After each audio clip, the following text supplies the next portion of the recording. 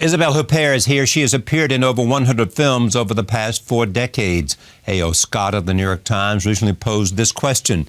Isabelle Huppert, great actress or world's greatest actress? She starred in 2 films in 2016 that have earned her much acclaim. Here's a look at Maya Hansen-Løve's Things to Come. Et vous, madame, vous dites rien, vous n'êtes pas concernée. Ah non, mais moi, je suis pas là pour faire de la politique, je suis là pour faire quoi aux élèves que ça intéresse. Et lorsque je l'ai rencontré, votre mère distribuait des tracts pour le PC. Ok, j'ai été communiste pendant 3 ans. Y a pas de honte. C'est bien. La classe prépa, normal sup, tout ça, c'est grâce à toi. Je voulais te le dire. My daddy m'explain, so they fly. C'est son chouchou, papa, tu sais. Ah, le fils qu'elle aurait aimé avoir. Celui qui est tout le contraire de moi, tant sur le plan physique que sur le plan intellectuel. Excusez-moi, je dois partir. C'est ma mère, elle est folle, je dois m'occuper d'elle. C'est la 3e fois cette semaine et à chaque fois pour rien. Il était mignon comme tout, le petit pompier qui s'est occupé de moi. Me dis pas que t'es encore allé t'acheter des fringues. Ça tient depuis longtemps? Depuis un certain temps. On voulait te soumettre le projet de remaniement de ton manuel. Une couverture plus moderne, plus agressive, qui accroche le regard. On dirait des pubs pour bonbons Haribo. De toute façon, nous les femmes, après 40 ans, on est bonnes à acheter à la poubelle. Je suis sûr que tu vas retrouver quelqu'un, y a pas de raison. Tu fais comme si tout allait continuer comme avant. T'es sur quelle planète? Réveille-toi! C'est pas possible, ce chat, il faut absolument que j'arrive à m'en débarrasser. Pourquoi tu le donnes pas? Personne n'en veut. Un vieux chat noir, obèse en plus. Tu veux bien aller à des manifs, signer des pétitions. Ça remet pas en question ton mode de vie. Mon mode de vie bourgeois, tu veux dire? Quand j'y pense, j'ai retrouvé ma liberté. Une liberté totale. C'est extraordinaire.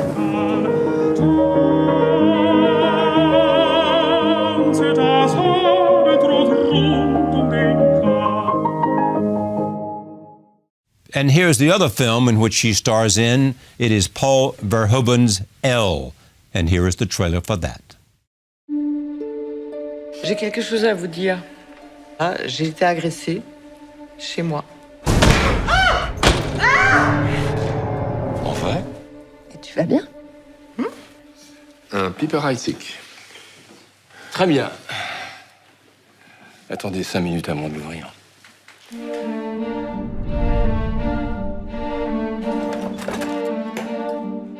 Ça rend notre version de démo quasiment injouable. Mais le fait est, Kurt qui est ici, la patronne, c'est moi. Dis-moi, Kurt, il peut vraiment pas m'encadrer ou c'est moi? Ah oui, il te hait.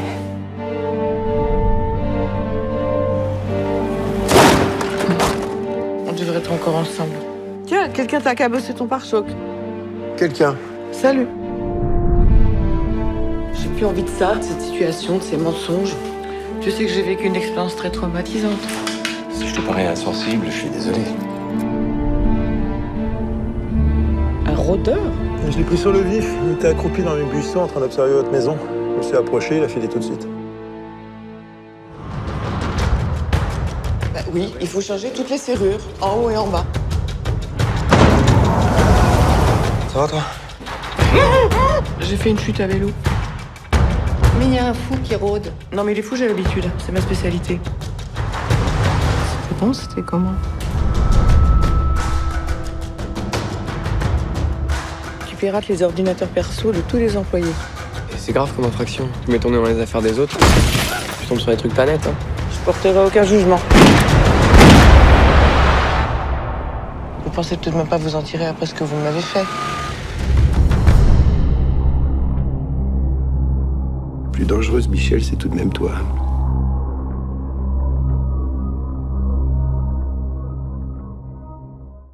I am pleased to have Isabelle Huppert back at this table. Welcome.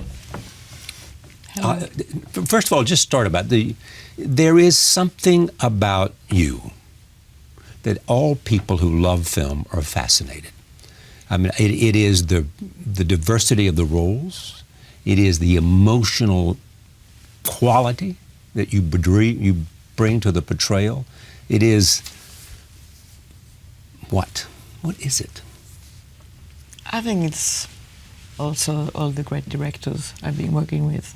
And the possibility I had to tell, women's story, complete women's story, women's surviving women's destiny. Yeah, I think that's Yes, it. I think it Yeah. was a great privilege. That's what happened to me in most of my films. A great privilege to work with a director who was telling stories about women's survival. I think so. Yeah. Yes, I was. Most of the films I've been doing, were evolving around a female central character that you follow throughout all sorts of events, positive or negative, and just being true and being real and being sometimes nasty just because the situations are nasty. And yes, and being survivors. And you look for those kind of roles. Well, they look for me, actually. That's right. They look for you. That's Yeah. the point. That's the point. But Those it's a roles great look chance. for you, and you are the only person. There are not many that you can think about. Well, I'm That sure are so. there's some Well, I know others. there's some. I'm not, but that are so identified with those roles. And it is the years, it is the multiplicity and the complexity of each of those roles. Yes, they all have so multiple layers, and they never choose to be either nice or not nice. They're not necessarily likable persons, nor they are unlikable persons. The situations are sometimes likable, sometimes non-likable, and that's what makes the individual is the product of situations, whether it is historical, political, sociological, and I was also privileged to work with people like Chabrol or Haneke, or who want to render, who have a vision of the world, no matter how good it is, no matter how bad it is, just how true it is and how real it is. And I've been just the interpretation of that vision in most of my films. You love acting. I do. You love it.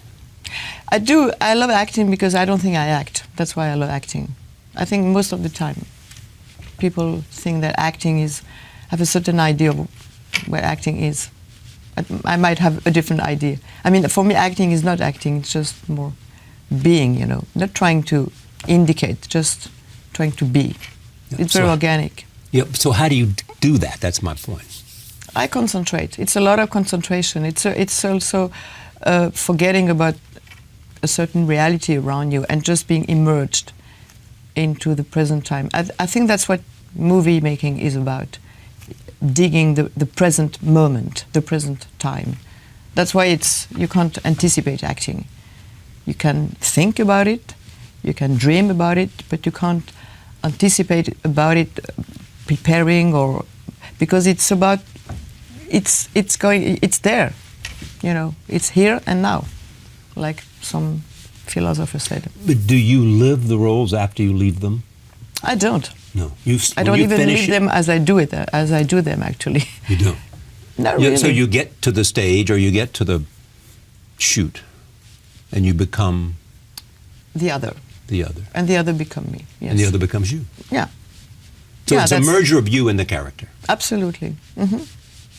And it's a great pleasure. It's very pleasurable.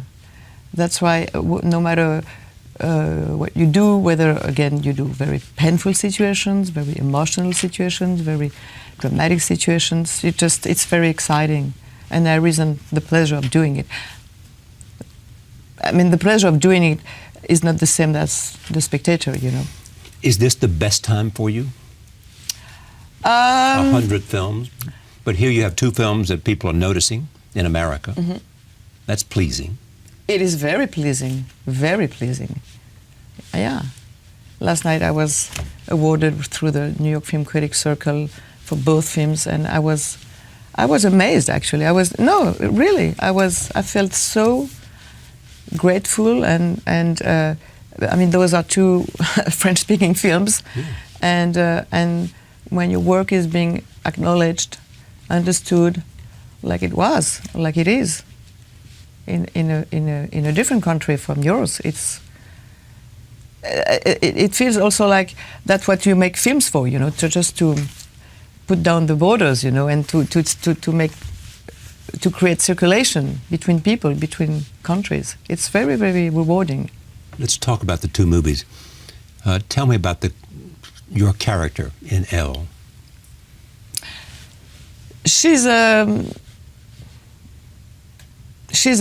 multiple character. She's many persons in one person, and that's why this is why also the character was so, I wouldn't say fascinating, but so interesting, because she's very complete. She has such multiple layers, as any individual has multiple layers. Saying, everybody is either, or not either, but let's say a mother or a daughter or a son or a father or a man or woman of power, a lover, a wife, and that's what she is.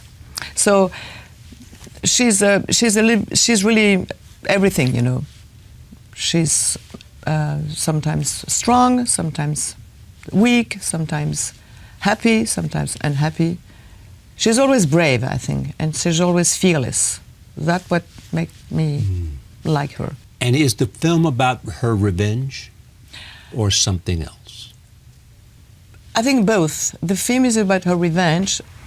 She certainly has a plan, but the film is also about a quest, something that she wants to seek through that revenge, through that event. Yeah, what is that? Well, it's likely to everybody to make his own interpretation, and of this what is she's also looking what for. Yeah, what she's looking for. Verhoeven says needs.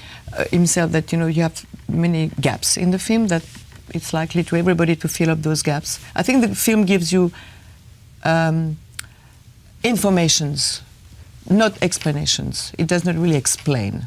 It just informs you, and then it's like a mosaic. Gradually, you have a woman's life, with where she comes from, what tragedy initiated her childhood. Obviously, she's the daughter of a serial killer. Yes, she's the daughter of a serial killer. She is. Yes. So she has a certain relationship to violence. Yes. So whether she's attracted to that violence, whether she wants to understand what that violence comes from in any human being, because that's what she comes from. Whether she wants to, just take revenge. The daughter of violence becomes a victim of violence. Well, she's never a victim, actually, because that's what so really... to be a victim, you have to see yourself as a victim. Sometimes you are a victim, no matter what, But she has this ability in that story in particular for that one situation, to acknowledge her as neither as a victim nor as the classical avenger, following a kind of male pattern, taking the gun and shooting the guy. She's more, she makes her own way. It's like she's on a exploration. Yes, and that's how exactly I took it. It's as an exploration. Exploration is a really nice word. I used to say like an experience. Yeah. The movie is and it was an experience for me as an actress too. I was really following what she was following in a way, in the sense that you were discovering and exploring yourself. Yeah, absolutely. As she was. Mm-hmm. Well, I think that's most of the time that's what acting is about. As you do a role, you explore some situations and some behavior, and you do it together with your own fantasies. Part of the quality of acting is understanding, your own exploration of the character. Absolutely. As the character's life proceeds from A to Z. Exactly what it is. Mm-hmm.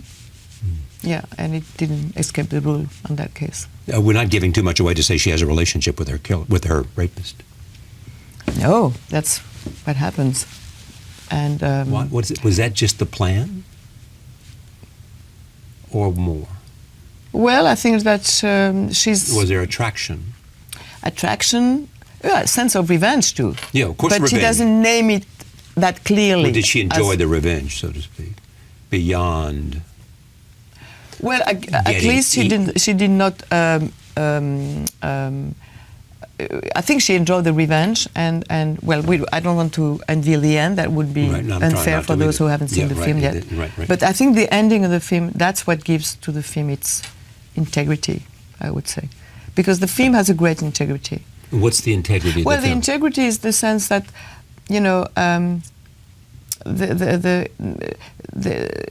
there is something of a kind of a existential quest in the way things happen for her, and there is an integrity in the film, in the sense, in the way that Verhoeven handles the story. You know, it is a non-emotional character. If the character was emotional, I think the movie would be really kind of creepy. Does the contribution that the director makes, the most important contribution, in the edit room, on the set, or in the text?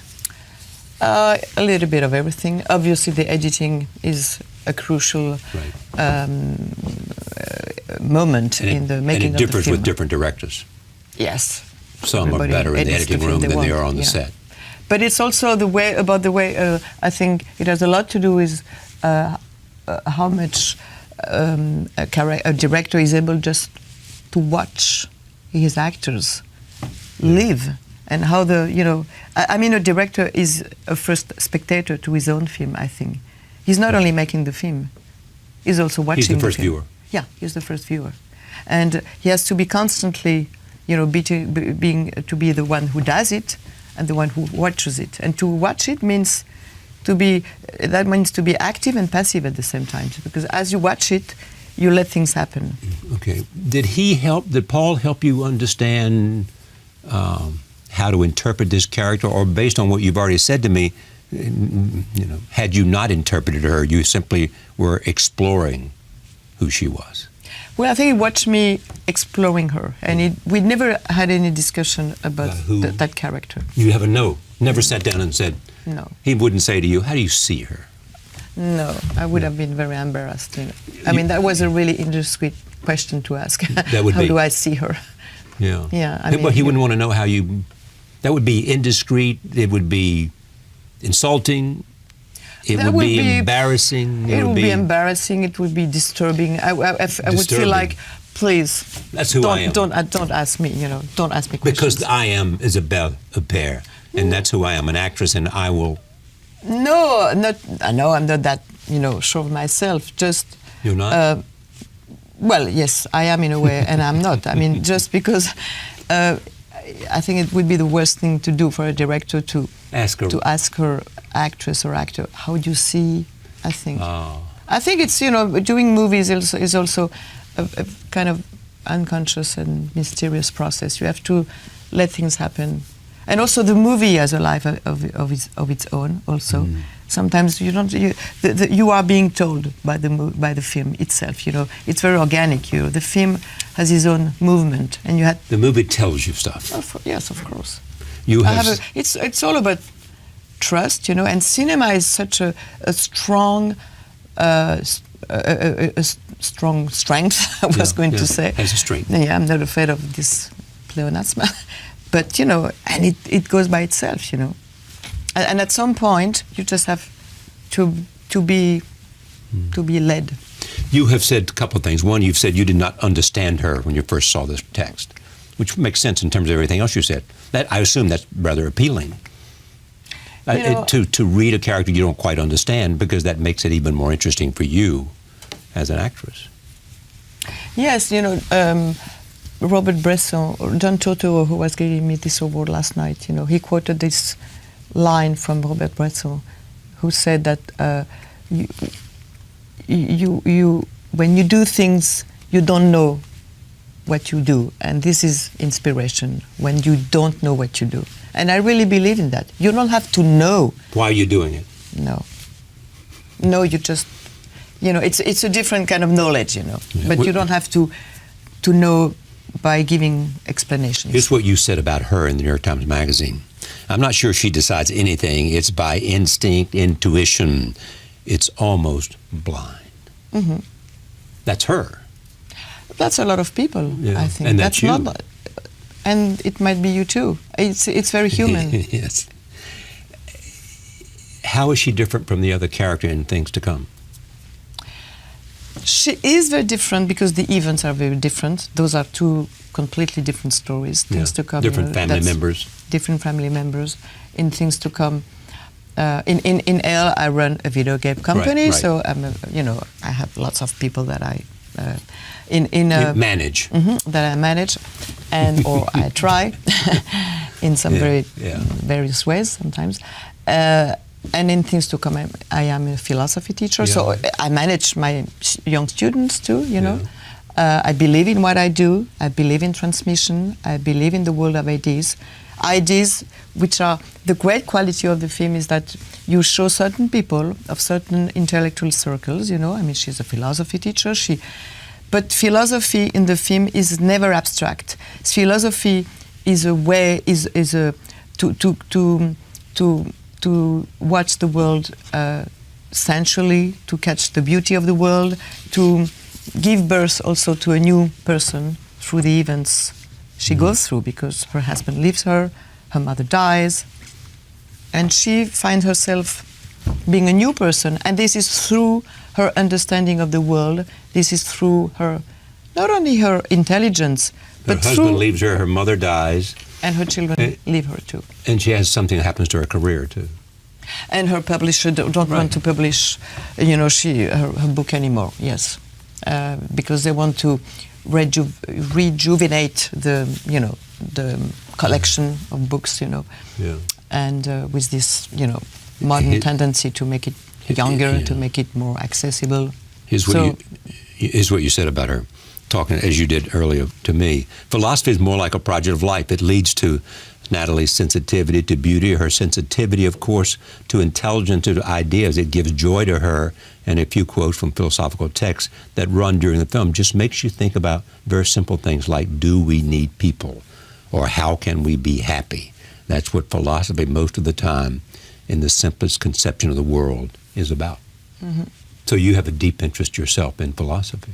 There are a lot of philosophers in France anyway, in Paris. No, I'm Paris is full of them. Well, everywhere. I know. But yes, But in me as film, you know, yes. what? You are a philosophical person.